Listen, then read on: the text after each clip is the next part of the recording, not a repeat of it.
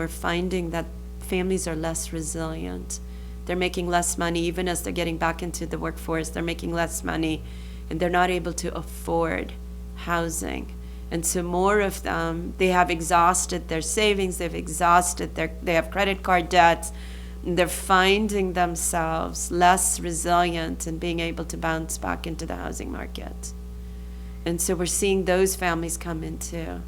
Montgomery County Coalition for the Homeless, we just finished a strategic plan and identified the fact that we're providing 40% of the permanent supportive housing supply in Montgomery County.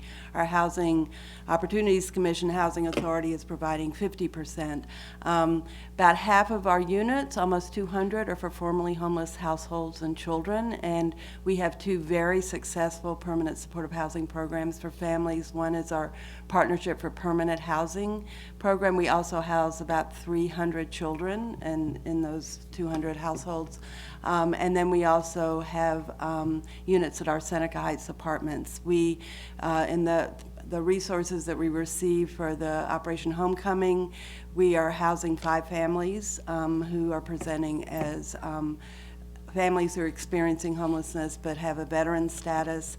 We also were selected to go forward with a HUD McKinney application for a bonus project that would include additional 3 units. We have very high success rates with our families. We have a 98% housing stability rate over 2 years, and 96% of our family households in our scattered site program stick to their budget. And I always jokingly say I don't always do that monthly, but our the key ingredients is to address the housing affordability, but then also have the case management that supports housing the families in their households. So I think we know a solution. I think it can be very complex. Many of the children in our family households who are no longer homeless have gone on to college, have joined the armed forces.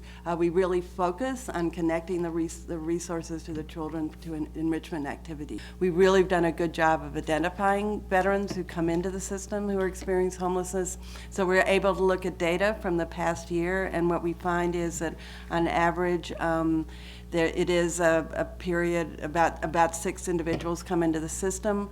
This is just an endless dilemma in the homeless service world because, for example, veterans, okay, it was correctly believed that the goal of identifying veterans, first of all, we all know that there are a lot of homeless veterans. We know that veterans suffer a variety of, PTSD and after effects of their service, and the image frequently of a panhandler, who we all understand is the universe of panhandlers and the universe of homeless people are 2 different universes, and there's some overlap between them, but not every panhandler who claims to be homeless is homeless, and certainly not every homeless person is a panhandler, but frequently panhandlers will advertise themselves to be veterans. So, and the Department of Veterans Affairs provides vouchers specifically to house veterans, so the effort that we started out talking about, and we will wrap up with, about veterans, was an effort to prioritize because there were more resources available. You want to be able to declare success.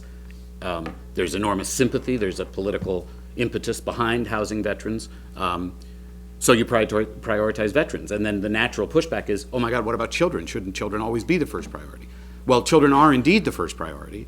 It's just they're not necessarily the first priority for permanent placements because for a variety of reasons. For one thing, we don't have children sleeping rough. We don't have children sleeping in the woods. We don't have children exposed to the elements.